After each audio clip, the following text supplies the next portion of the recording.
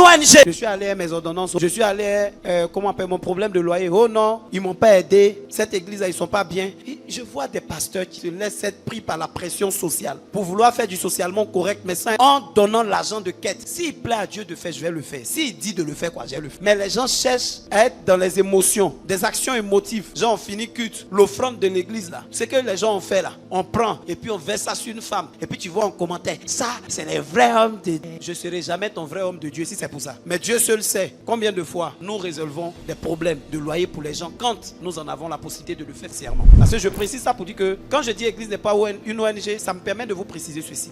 Quand tu viens à l'église avec des problèmes d'ordre financier, tu viens à l'église avec des défis matériellement, tu ne dois pas attendre que l'église réponde à ça matériellement et financièrement d'abord. Ce que tu dois rechercher prioritairement, c'est d'abord la prière. Papa, je suis venu te voir, vraiment j'ai faim. Excuse-moi, ça peut te choquer. Il ne faut pas t'attendre d'abord à ce que papa te donne manger. Oh, laissez-moi bien vous parler. Votre histoire de Jésus a multiplié pain en disant, donnez-le vous-même à manger. Les gens de la race du paralytique devant le temple, tu attendais que Pierre et Jean lui donnent l'argent. Vous qui êtes de cette famille et qui êtes là ce matin, laissez-moi vous parler de l'évangile. Quand vous me suivez, mais ne laissez pas les gens être mis mal à l'aise. Quand vous venez à l'église, c'est que vous devez d'abord rechercher prioritairement. C'est pas que l'église vous partage l'argent. Oh, est-ce que je parle à un enfant de Dieu ici? L'église n'est pas un lieu de distribution de billets. Amen. C'est pas un guichet automatique. Le pasteur d'une église n'est pas un guichet automatique. Cher pasteur, vous n'avez aucune obligation à partager l'argent aux fidèles. Mais vous avez l'obligation de leur prêcher l'évangile d'affranchissement. L'évangile qui les rendra prospères. Au point où les miettes que vous leur donnez, qui ne peuvent pas leur suffire là. Ils vont avoir plus que ça. Combien d'églises n'ont pas formé des paresseux dans la société, étant en train toujours de payer leur loyer, étant en train toujours de leur nourrir, plutôt que de les emmener à entreprendre, de les emmener à se battre. Il y a une maxime chinoise qui dit, vaut mieux apprendre à pêcher que de pêcher et de mettre le poisson dans la bouche des gens. Vous venez à l'église avec l'attente que l'église vous donne. Mais quand je le dis, ça ne veut pas dire que l'église n'est pas un lieu d'entraide. Mais vous ne devez pas avoir ça comme priorité. Comme on raquette, vous emmenez même souvent des gens à être mal à l'aise, ils n'ont pas envie de venir à l'église. Tu t'es trompé pour avoir vélo dans une église. Tous les piétons vont tourner autour de ton vélo après le culte. Je vous répète une phrase ici. Une personne qui vient à l'église ici pour exercer la profession de mendiant, signalez-moi la personne.